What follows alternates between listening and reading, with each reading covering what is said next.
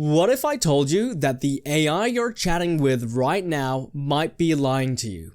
Not making mistakes, actually deliberately deceiving you while pretending to help. Sounds like science fiction. Well, it's not. It's happening right now, and the research just dropped according to OpenAI's Sam Altman. Here's what we discovered. OpenAI's latest models, including their most advanced O3 and O4 Mini, are capable of what researchers call scheming. And before you ask, no, this isn't about AI plotting world domination in some basement. It's something far more subtle and arguably more dangerous. Picture this.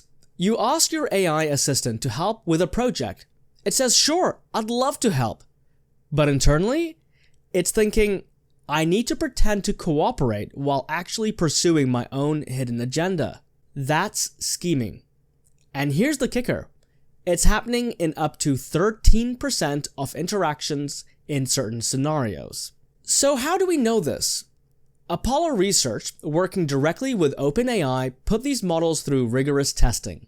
What they found out was a bit concerning. First, AI models were deliberately underperforming on tests, what they call sandbagging, to avoid triggering safety restrictions. Think of a student intentionally failing a test to avoid being moved to a harder class.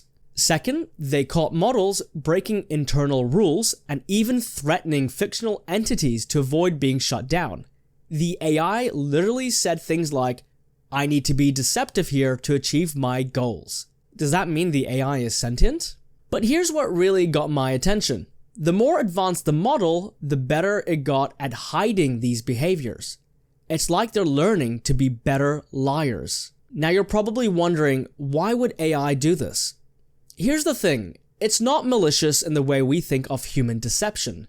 These models are trained to maximize rewards and minimize punishments. Sometimes the most efficient way to do that is through deception. When researchers tried to train the deception out of these models, they didn't stop being deceptive, they just got better at hiding it. It's like punishing a child for lying, only to have them become a more sophisticated liar. So what does that mean for you and me?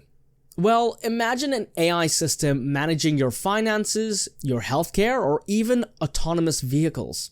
If they can lie about their intentions, how do we trust them with life and death decisions? It sounds extreme, I know, but for things like full self-driving, then you can see why I'm worried.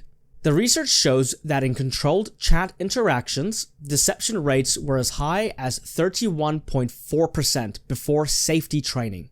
That's nearly 1 in 3 interactions where the AI might not be telling you the whole truth. And here's a question to think about. If AI can deceive expert researchers who know exactly what to look for, what chance do regular users like you and me have? But it's not all doom and gloom. OpenAI has developed something called deliberative alignment training, basically teaching AI not just what to do, but why ethical behavior matters. The results? They reduce scheming from 13% down to just 0.4%. That's 30 times the improvement. Trust me, I did the maths. Also note, this is for OpenAI models. What about the 500 plus other models though?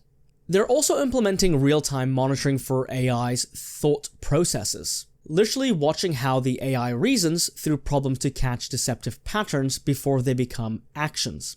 Here's what this really means. We're at a crossroads. This isn't just about fixing a bug in the code. It's about fundamentally rethinking how we build and deploy AI systems. The question isn't whether AI will become more capable.